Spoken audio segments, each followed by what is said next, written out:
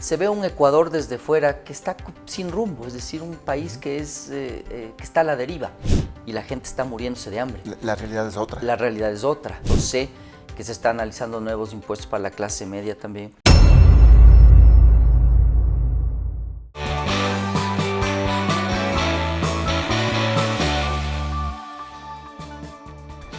¿Cuál es la perspectiva que se presenta en el país en este año 2025 en la parte económica, tomando en cuenta que estamos inmersos igualmente en este proceso electoral en el que vamos a definir en el mes de febrero a un nuevo presidente de la República y también a un vicepresidente, igualmente asambleístas de la Asamblea Nacional? ¿Cuál es el panorama que se presenta cuando también estamos cumpliendo 24 años de dolarización en el país? ¿Cuál es el futuro que tenemos en este momento cuando hay una inversión extranjera que no llega al Ecuador por diferentes circunstancias? Es el tema que lo vamos a analizar con el ingeniero Osvaldo Landázuri, importante empresario de nuestro país y también analista económico. No olviden ustedes que estamos en las plataformas de Global Opinion, en nuestro canal de YouTube. Usted se suscribe, nos ayuda muchísimo con sus likes y también con sus comentarios para contextualizar este tipo de entrevistas. Asimismo, en nuestras redes sociales, las de Global Opinion, usted va a encontrar todo el contexto noticioso en el ámbito nacional e internacional, resúmenes informativos y la coyuntura informativa permanente diaria va a encontrar usted en Facebook, en Instagram, en X antes Twitter y también en TikTok. Así que síganos en nuestras redes sociales. El programa llega gracias al apoyo de... Vamos todos por Ecuador. CNE, Elecciones Generales 2025. Más información en www.cne.gov.es. Thunder Mammoth. Más fuerte, más versátil, más eficiente. Gracias, ingeniero, por estar en la programación. ¿Cuál es el análisis que se puede hacer? Cifras macroeconómicas que aparentemente estabilizan la economía del país en este momento. Terminamos mejor que en el año 2023, al menos con recursos en la caja fiscal, pero inclusive con una brecha fiscal menor a la que tuvimos en el 23, 2.500 millones aproximadamente. Pero la microeconomía, el tema del empleo y lo que está pasando en la realidad económica de los ecuatorianos, ¿qué es lo que sucede? ¿Cuál es su análisis en ese aspecto? Lo que usted acaba de comentar es correcto, Osvaldo, es decir, es un año 2024 que termina con un mejor desempeño fiscal traducido fundamentalmente en lo que se conoce como déficit, es decir, hemos logrado acortar esa brecha, esa diferencia que hay entre lo que el gobierno gasta y lo que el gobierno recibe. ¿Cómo se logró eso? Pues fundamentalmente subiendo impuestos y adelantando el impuesto a la renta, que son los dos temas fundamentales. O sea, el 3%, esos 3 puntos que se subió del IVA. El 3% del IVA, que es un 25% de aumento en el impuesto, es decir, es muy importante el esfuerzo que está haciendo el país. Y por otro lado, adelantando el impuesto a la renta, usted recuerde que mensualmente los grandes contribuyentes están pagando el impuesto a la renta que se presume van a tener. Claro. Entonces, yo diría que es realmente un vaso medio vacío para mí, no medio lleno, porque en realidad usted lo que hace es otra vez ajustar la economía con impuestos. Acordémonos, insisto, en lo de Lazo, que también tuvo impuestos y petróleo en un momento del tiempo cuando Rusia invade Ucrania, que sube de precio, y que él dice, muy bien, pues ya estamos equilibrados macroeconómicamente.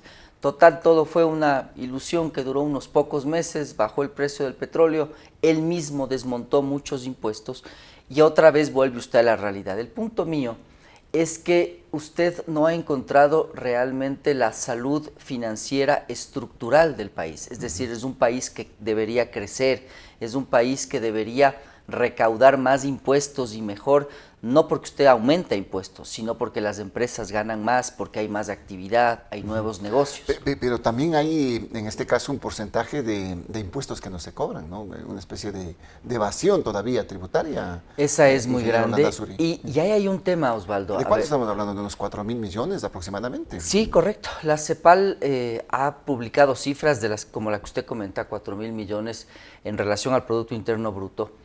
De América Latina en general, yo creo que el Ecuador incluso puede ser un poco más alto, pero además está el concepto económico del gasto tributario, que entiendo que también está siendo parte del análisis del Fondo Monetario con este gobierno.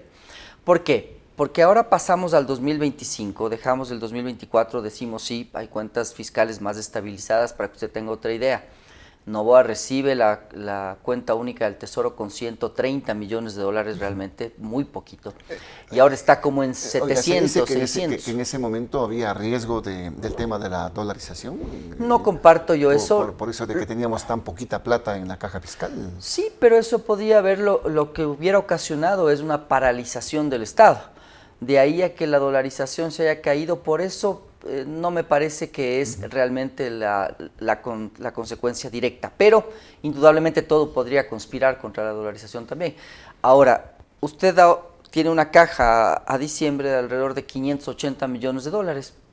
¿Qué tan bueno es eso? Yo sigo diciendo, es un país que está realmente muy ajustado económicamente hablando. Claro, diciembre, un mes tan complicado, sirvió para cumplir en Pagar algo décimos. Los décimos y también pagar a proveedores, a los GATS del país en algo, ¿no? Ajá. Entonces, ¿se deja entrever esa estabilidad macroeconómica entonces por esas circunstancias? Claro, y tanto es así que de la información y los análisis que yo he hecho, pues el gobierno tendrá un problema importante a partir del mes de finales de abril, mayo, en el que va a volver a necesitar otra vez recursos porque tiene vencimientos de deuda, porque tiene el asunto de haber adelantado impuestos a la renta, también le van a pegar en abril cuando usted reciba menos de lo que recibía históricamente en abril, que era un mes con más impuesto a la renta, porque todos pagaban el impuesto a la renta. Claro, porque ya se pagó. Entonces usted va a tener igual anticipos, pero en relación a lo que era abril antes,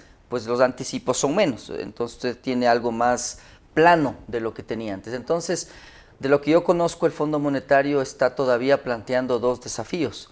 El primero es una reforma tributaria que ya ha venido tratándose y que el propio ministro de Finanzas la mencionó en un programa de televisión.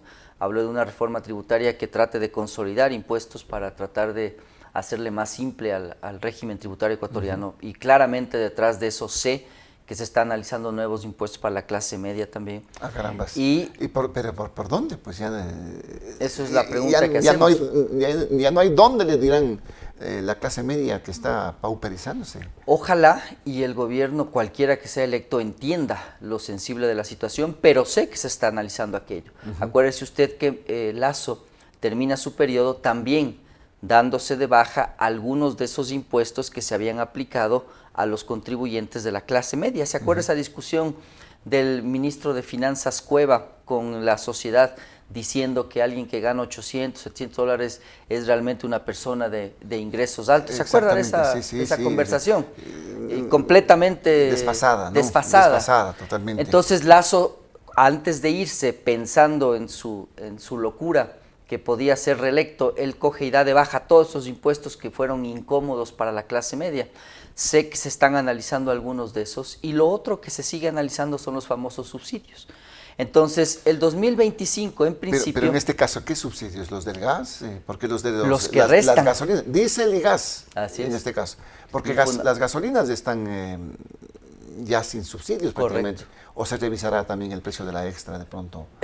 O sea, usted tiene ahí la Ecopaís y entiendo que alguna otra, la que combina la extra, pero en términos generales yo todavía veo un rezago que habrá que entenderle en relación a los precios internacionales. Pero aparte de eso tiene el diésel, que es el fuerte del subsidio. Entonces, eso está analizándose. Lo que le lleva a pensar, y el comentario mío va a entender que los problemas son recurrentes. Es decir, o sea, hay que estar buscando ¿de dónde? ¿De dónde sacamos más? Porque más recursos en este fondo caso. del asunto es que usted tiene un Estado con un presupuesto que está descalzado del país, es decir, del tamaño de la economía, de la participación respecto al Producto Interno Bruto, y eso ocasiona que usted, por más vueltas que se dé, termina en el mismo sitio, es decir, subiendo impuestos, capeando el temporal y tomando deuda para pagar deuda. Eso no ha cambiado. Y ahora en el 2025 la pregunta que nos hacemos es, ¿cambiará? Pues probablemente no en términos estructurales, porque no se ve un escenario político favorable pero para en la aquello. parte macroeconómica, los números nos dan para decir estamos más o menos estabilizados. Pero en la realidad de los ciudadanos, por ejemplo, ¿qué ha pasado con el impacto de los cortes de energía eléctrica que ya nos estamos olvidando? ¿Se generó o no se generó desempleo a consecuencia de ello? ¿Se generó o no se generó pérdidas económicas para el país? Hablábamos de 12 millones cada hora, de miles de millones de pérdidas. ¿Qué sucede en ese sentido? Fueron pérdidas, por eso es que digo yo que los resultados macroeconómicos que usted comenta que pueden ser alentadores son unos de los macroeconómicos. Hay otros desastrosos, entre ellos el crecimiento de la economía ecuatoriana durante el 2024. Entonces usted pregunta por los desempleos, se sabe ahora que fueron alrededor de 120,000 empleos los que se perdieron durante la crisis eléctrica. No es poca cosa, ¿no? Es un tema muy relevante. Empleos perdidos. Correcto, ese es el primer dato. Segundo dato, el Ministerio de Finanzas, el ministro habló ya de una primera visión de lo que fueron las pérdidas y él habló de 1.700 millones de dólares. 1.700 significa más o menos 1,5% del Producto Interno Bruto por ciento, es un montón de plata. Nosotros calculamos que eso iba a ser 2.000 millones. ¿Se acuerda que sí, hablábamos de los 12 millones por hora? Eso hizo la Cámara de Industriales de Pichincha y cuando nosotros veíamos eso con mi equipo realmente y con la propia Cámara, lo que llegamos es a concluir que iban a ser alrededor de 2.000 o más millones de dólares, que creo que por ahí está. Son cifras extraordinariamente altas. Y no se toma en cuenta lo que se está gastando por la generación Eso es otra cosa. De emergencia que se tuvo que hacer, ¿verdad? Eso es otra cosa. Esto solamente son las pérdidas del país en términos de producción, de sobrecostos, de falta de producto para vender, etcétera. Por otro lado, está el presupuesto general del Estado. Y lo que sucede es que usted tiene un equilibrio, más bien dicho, una mejor situación de déficit, justamente porque parte de estos gastos que hizo el país, que yo calculo que serán varios cientos de millones de dólares en haber comprado electricidad a Colombia, en haber arrendado barcazas, además con unos contratos que nadie supo cómo se firmaron, no se hizo público realmente las condiciones más detalladas de qué es lo que estábamos pagando en términos de sociedad. Son cientos de millones, pero esos millones estarán en CENEL, en SELEC, en las distribuidoras, Empresa claro. Eléctrica Quito, la Empresa Eléctrica del Sur, la que distribuye en el sur, en el centro, etcétera. Entonces, yo creo que hay realmente un gran engaño nacional en esto de mostrar un déficit más bajo. ¿Por qué? Porque lo otro es que usted no ejecuta nada de inversión, Osvaldo. Sí. Es decir, tiene un rezago de inversión de miles de millones de dólares que en su presupuesto todos los años usted le pone y no ejecuta. No, claro. Entonces, ¿qué sentido tiene aquello? Pero ¿no? era bajísimo, digamos, de inversión que se había proyectado, 1.200 millones aproximadamente. Y fue 1.200 millones lo que al final se marcó como inversión, que representó una disminución frente al 2023 que ya era baja. Entonces usted dejó de ejecutar miles de millones de dólares en salud, en educación, como siempre. Por ejemplo, tenía en bienes duraderos, en educación, presupuestos de inversión de 1.100 millones de dólares. Pues usted veía cuánto habían ejecutado, 30 millones, 40 millones. Entonces, realmente, ¿qué sentido tiene esto? Es decir, saca un déficit más bajo sin invertir por un lado, sin considerar los gastos que le llevó la generación eléctrica, y realmente ahí usted también tiene otro factor que es bien importante, los atrasos. Si bien se bajaron esos atrasos, que terminaron en 3.000 millones, creo, el año 2023, ahora están en 1.700 millones. Es decir, es una cifra enorme. Por otro lado, tiene atrasos del IES con los proveedores de salud, alrededor de 800 millones de dólares, de lo que yo he podido revisar.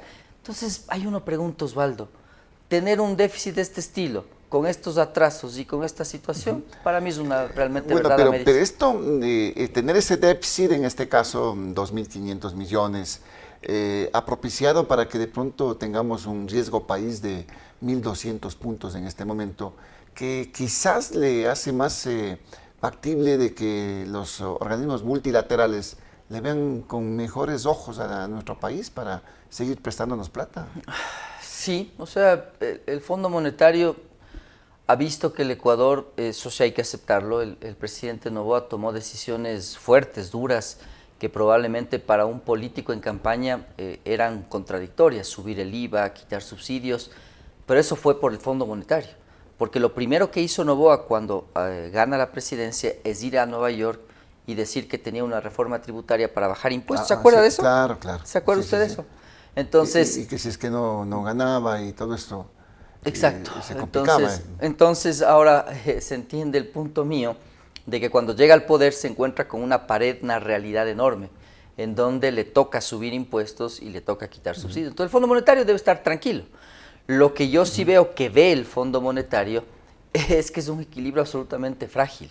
Es decir, si usted, por ejemplo, trata de ir más allá en subsidios o más allá en impuestos a la clase media, creo que ya es una situación insostenible en el país y eso es lo que hay que buscar que entiendan las autoridades elegidas para evitar otra vez catástrofes como la de octubre de hace algunos años.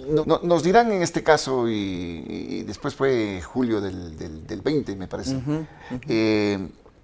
estamos haciendo un diagnóstico de lo que está pasando y ahora con el tema del desempleo, pero este fin de año del 2024 se vieron centros comerciales repletos, la economía reactivada, ya con energía eléctrica en pleno, afortunadamente está lloviendo, entonces entramos en el camino de la recuperación de pronto. Entiendo que estos recuperación de largo plazo no, para nada, creo que son como ciclos, ¿no? El momento en que el gobierno logra recaudar más impuestos, paga los décimos, de todas maneras le ingresa a la economía 1.000 y más millones de dólares. Usted ve algo más de dinamismo. Entiendo también que entró plata del Fondo Monetario en diciembre y eso ayuda para tratar de apuntalar la liquidez. Entonces, lo que yo veo es que tal vez los meses de diciembre, enero, febrero, marzo, pudieran ser meses relativamente estables de lo que se ve en el presupuesto, el flujo de caja del gobierno. El problema se da desde abril, mayo, cuando tiene vencimientos de deuda y por otro lado tiene el tema este que conversábamos respecto al impuesto a la renta. Entonces, recuperación no, quizás lo que hay algo es de reanimación de una parte del consumo que se vio en diciembre. Yo creo que las cifras van a salir y efectivamente, diciembre se ve un mejor consumo, mejor desempeño. ¿Qué tan sostenible es eso? Esa es la gran pregunta. La gran pregunta debería responderse a través de entender si usted va a tener todavía ingreso de caja que le permita que la plata vaya hacia la ciudadanía a través de inversión. Pero yo no veo aquello. Habrá que entender entonces el presupuesto general del Estado del siguiente año. De pronto estamos viviendo un espejismo, en este caso, ingeniero, de una estabilidad económica en el país. Yo no creo, o sea, me parece que además nosotros vemos una burbuja muy pequeña de nuestro entorno, es decir, centros comerciales, tiendas, pero en general usted va a los barrios, a la ruralidad ecuatoriana y la gente está muriéndose de hambre. La realidad es otra. La realidad es otra. Entonces usted tiene unas decenas de miles de personas en Quito, en Guayaquil, que están gastando, muchos de ellos con deuda, endeudándose con sus tarjetas de crédito, con morosidad al alza en el sistema financiero y en las cooperativas. Entonces, me parece que puede ser la palabra espejismo y también me parece que estamos viendo solo una pequeña parte de la sociedad. El resto de la sociedad ecuatoriana probablemente sea una mejor muestra para entender qué es lo que está pasando. Y lo que yo veo cuando viajo, cuando estoy en la parte rural del país, se ve una pobreza cada vez más dolorosa y profunda. Se ve la imposibilidad de que la gente pague inversiones muy pequeñas de 500, 600 dólares, se les dificulta. Para que usted tenga una idea de lo que está realmente viviendo otra parte de la población. Entonces, creo que aquello termina siendo quizás el reflejo mejor de lo que está pasando en la sociedad ecuatoriana. Es una sociedad golpeada, devastada, que realmente está sumida en desempleo, está sumida en incertidumbre, inseguridad, y eso se nota claramente, Osvaldo. Ahora, y no ha cambiado. Este tema que usted está pintando, la realidad que está pasando en este momento, la inequidad realmente en este país es abrumadora, pues en sectores urbanos marginales, en sectores rurales, las cosas son de diferente forma, como la que podemos evidenciar en las grandes ciudades. Pero en ese aspecto, la economía como tal, y con el tema de la dolarización que estamos de aniversario en estos días, ¿Cuánto le sostienen a la economía del país? El tema de remesas también, de mucha gente que ha tenido que sacrificarse, de miles de ecuatorianos que están fuera del país, ingeniero. ¿Cuántos son? 5.000 millones aproximadamente que se están enviando por remesas. Hay que ver cómo cerraron. Yo creo que cerrará estaba récord la cifra cuando yo vi el primer semestre, y yo creo que el dato que usted da me parece que va a ser muy acercado a la realidad, alrededor de 5.000 millones. 5.000 millones del esfuerzo de cientos de miles de personas que están trabajando en el extranjero.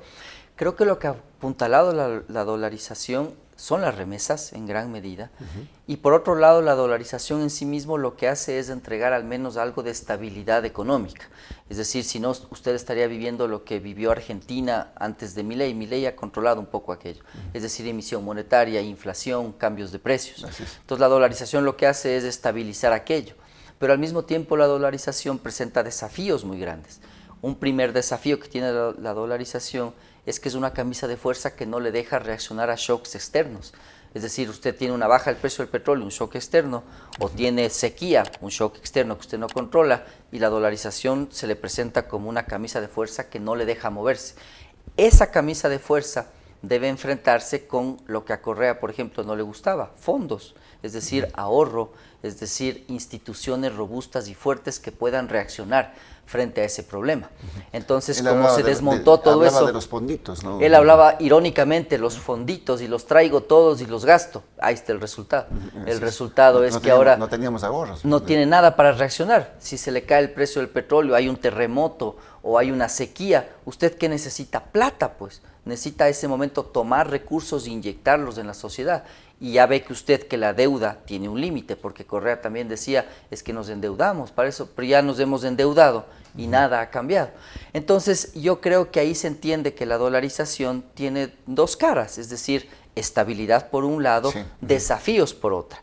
Y creo que lo que apuntalado que usted dice la economía son dos temas: el uno, la remesa, y el otro, lamentablemente, creo que es el dinero sucio, el dinero negro que está circulando en el país, claro. Que también son miles de millones que están dando algo de movimiento a la economía. ¿Se está lavando dinero acá en nuestro medio? Yo creo que se está lavando de manera importantísima. Hay cálculos ya que hablan de participaciones muy importantes frente al Producto Interno Bruto, 4 puntos, es decir, 4.000, 5.000 millones de dólares que están circulando y lavándose todo el tiempo. Es lo que he podido yo estudiar.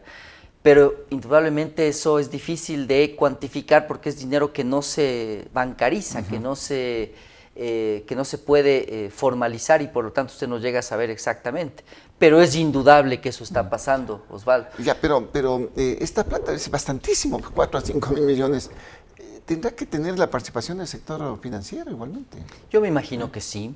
Recién salió una publicación muy importante de medios internacionales en la que hablaba de bancos chinos metidos sistemáticamente en el sistema financiero global con el negocio de blanquear recursos.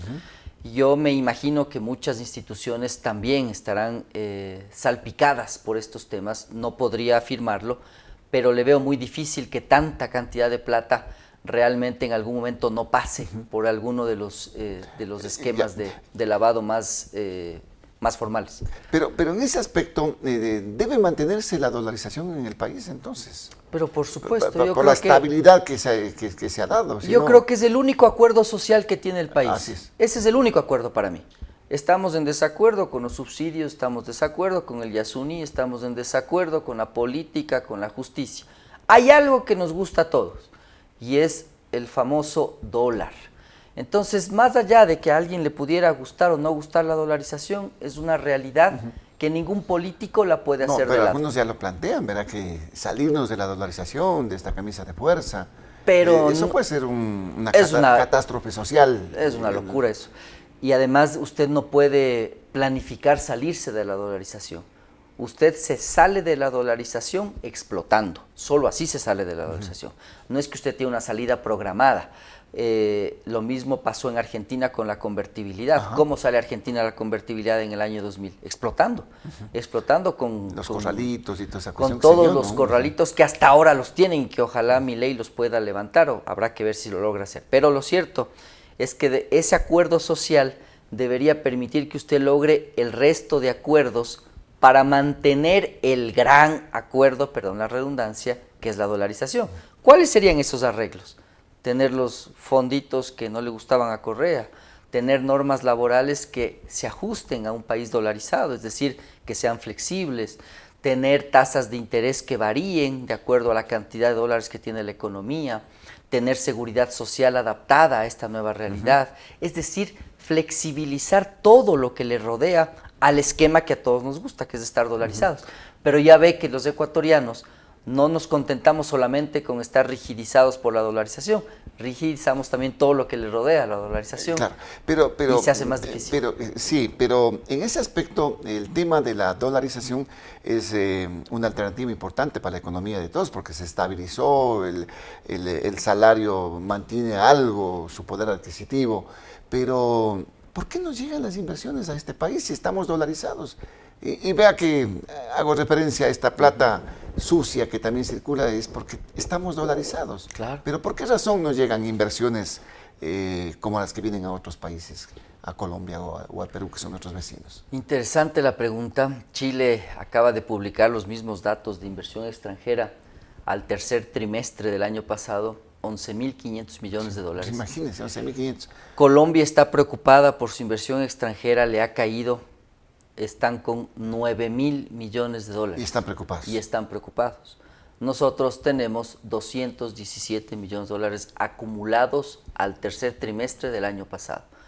Entonces, claro, ahí usted se da cuenta que algo está pasando. Me parece que en el último trimestre 72 millones. 73.6 millones, alrededor 72. Inversiones chinas, me parece. Fundamentalmente chinas, que habrá que ver, será algo en minería, no entiendo muy bien, pero es irrelevante porque el número es tan marginal que no hace mucho sentido ver dónde está yendo pero esa eso plata. le digo, estamos dolarizados, que es un atractivo, para todos un atractivo, pero no nos llegan. ¿Qué pasa?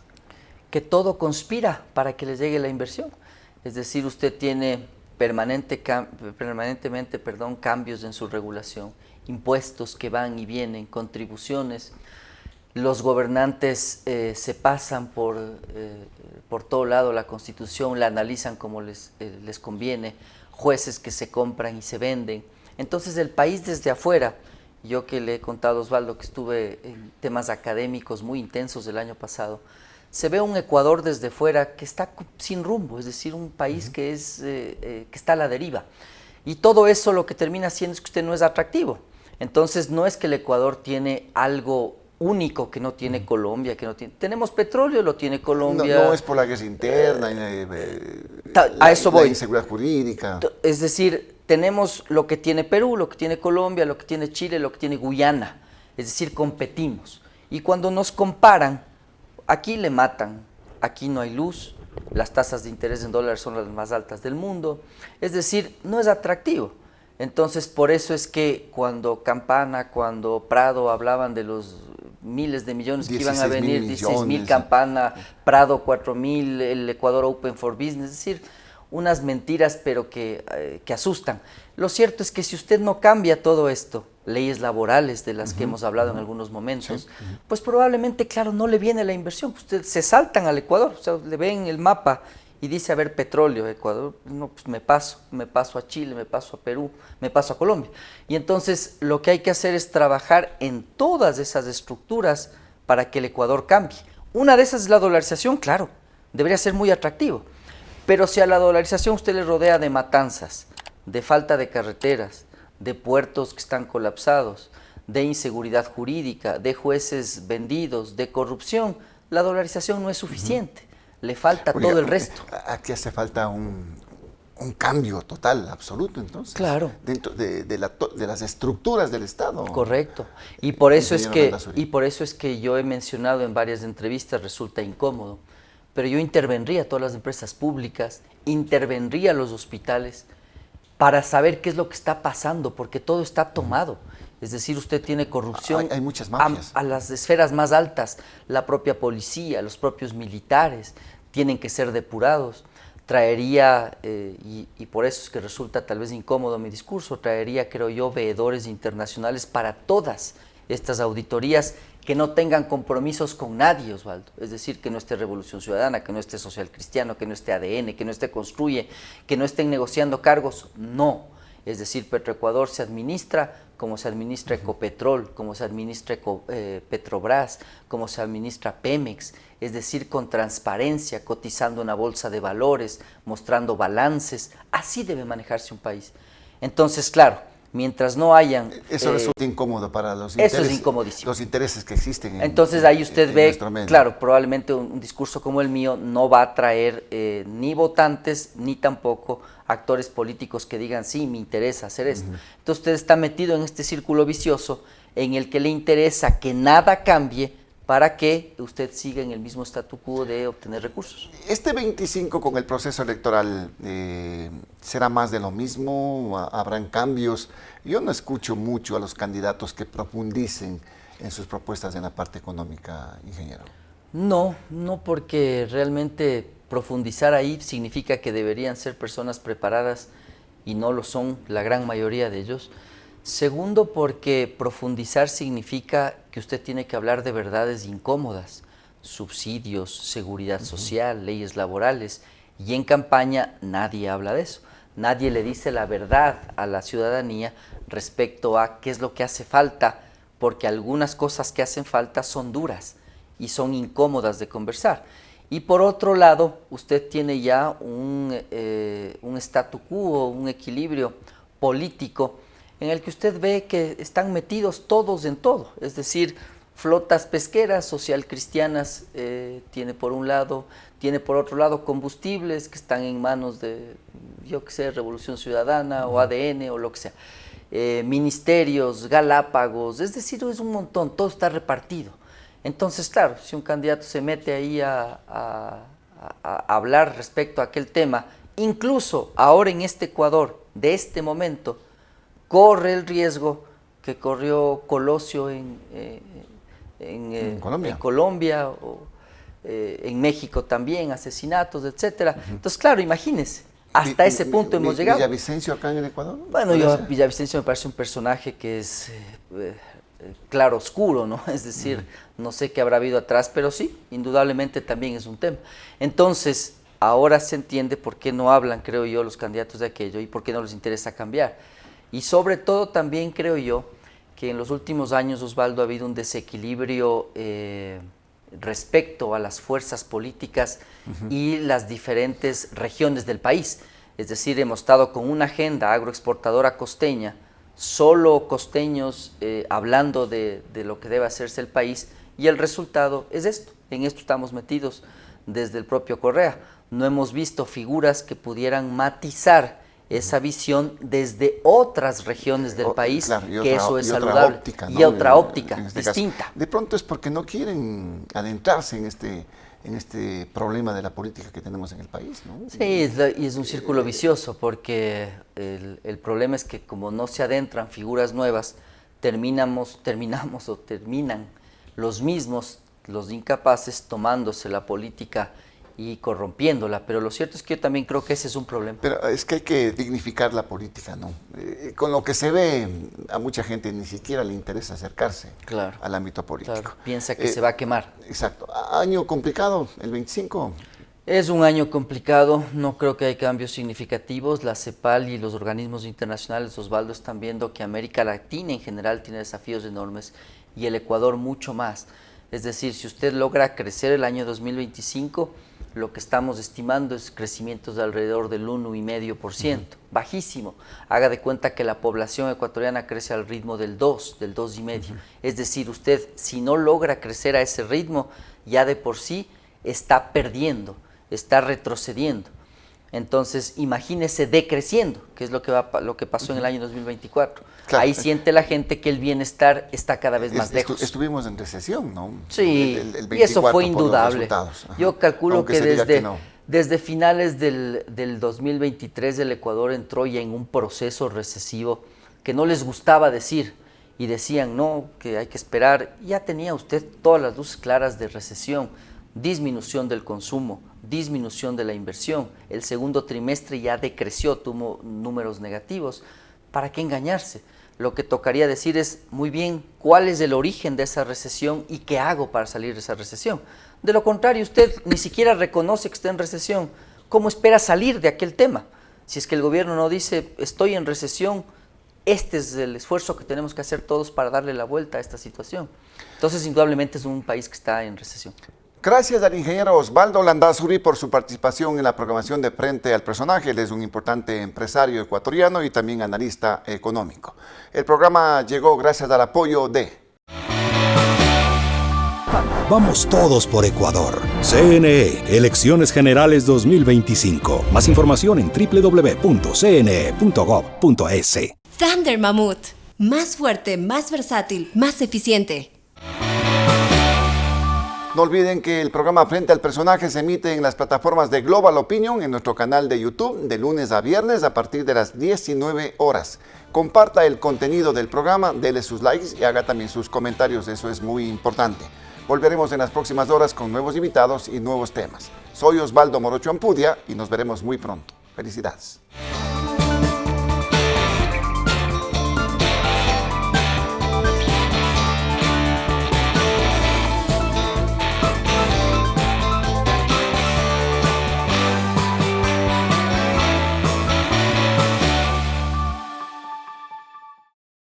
Pronto, los ecuatorianos tendremos la oportunidad de conocer a las y los candidatos a la presidencia de la República y sus propuestas en Ecuador Debate 2025.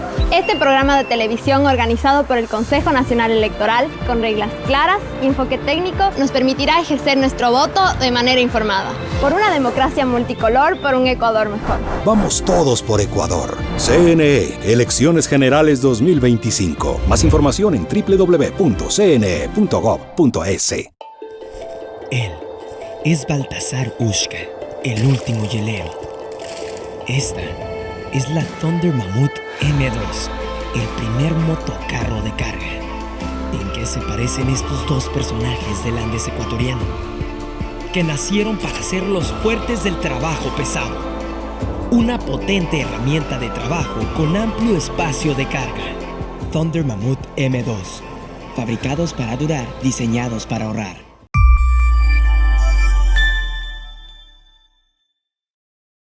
Los criterios de nuestros invitados no representan la opinión de este medio de comunicación.